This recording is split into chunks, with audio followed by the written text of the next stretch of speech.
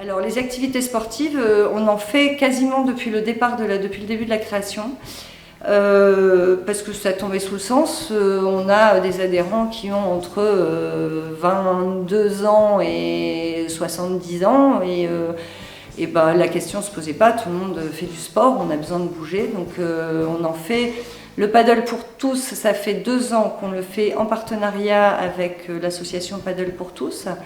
Et la danse assise, c'est Warda qui a mis en place ça avec les adhérents cette année depuis, je pense qu'ils ont fait un essai en juillet. Parce que c'est important pour un être humain de faire du sport et que du coup, ça fait partie de notre quotidien à tous. Le sport, ça peut passer de la marche, la danse assise, c'est assis, on bouge les bras, on fait bouger son corps.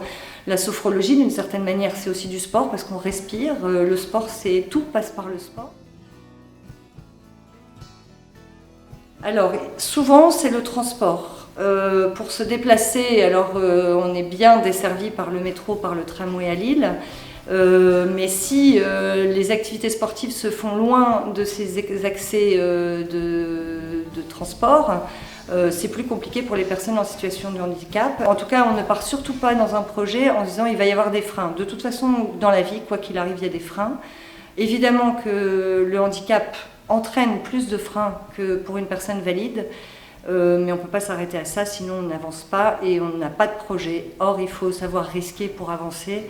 Et particulièrement quand on est face au handicap, c'est important de ne pas s'arrêter aux freins. Une activité sportive animée par un coach, il y a l'échauffement, l'entraînement, le jeu, les règles.